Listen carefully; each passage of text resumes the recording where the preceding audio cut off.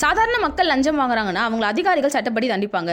அந்த அதிகாரிகளே லஞ்சம் வாங்குறாங்கன்னா அவங்கள தண்டிக்கக்கூடிய ஒரு சட்டம் தான் லோக்பால், லோக் ஆயுக்தா. தேசிய அளவில் லோக்பாலும் மாநில அளவில் லோக் ஆயுக்தான்னு 2 பிரிவுகளா இருக்கு. லோக்பால் அண்ட் லோக் ஆயுக்தா அப்படிங்கிற பேரை மிஸ்டர் எல்.எம். சிங்வி தான் கொண்டு வந்தாரு. மகாராஷ்டிரா மாநிலம் தான் லோக் ஆயுக்தாவை முதல்ல கொண்டு வந்தாங்க. லோக்பால் அண்ட் லோக் ஆயுக்தா ஜுரிஸ்டிக்ஷன்ல prime minister, chief ministers, MPs, MLAs, group A ஆஃபீஸர்ஸ்னு இவங்க எல்லாரும் இந்த ஆக்ட் கீழே வருவாங்க. பப்ளிக் சர்வன்ஸை ரெக்கமெண்ட், டிரான்ஸ்ஃபர் இல்லைனா சஸ்பென்ஷன் பண்ற அதிகாரம் இவங்களுக்கு இருக்கு. லோக்பால் ஒரு மல்டி மெம்பர் பாடி. இதுல ஒரு சேர்பர்சனும் மேக்ஸிமம் 8 மெம்பர்ஸ் வரைக்கும் இருப்பாங்க. லோக்பாலோட சேர்பர்சனா former chief justice, former judge of supreme court இருப்பாங்க. அப்படி இல்லைனா anti corruption policy, public administration, vigilance, finance, law and management இந்த மாதிரி ஃபீல்ட்ஸ்ல மினிமம் 25 இயர்ஸ் எக்ஸ்பீரியன்ஸ் இருக்கிறவங்களும் லோக்பாலோட சேர்பர்சனா செலக்ட் ஆவாங்க.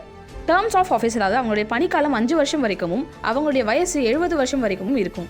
கவர்மெண்ட் சர்வீஸ்ல ஜாயின் பண்ற பப்ளிக் சர்வன்ஸோட அசெட்ஸ் அண்ட் லைபிலிட்டிஸோட டீடைல்ஸை வித்தின் 30 டேஸ்க்குள்ள கலெக்ட் பண்ணுவாங்க. லோக்பாலோட விசாரணை பிரிவுக்கு சிவில் கோர்ட்டோட அதிகாரம் வழங்கப்பட்டிருக்கு. லோக்பாலோட first chairperson Shri justice Pinaki Chandra Ghose. லோக்பாலோட current chairperson mister Ajay Manikrao Khanwilkar. இதே மாதிரி தமிழ்நாட்டில் இருக்க லோக் ஆயுக்தாவோட ஃபர்ஸ்ட் அண்ட் கரண்ட் சேர்பர்சனோட நேமை கமெண்ட்ல தெரியப்படுத்துங்க.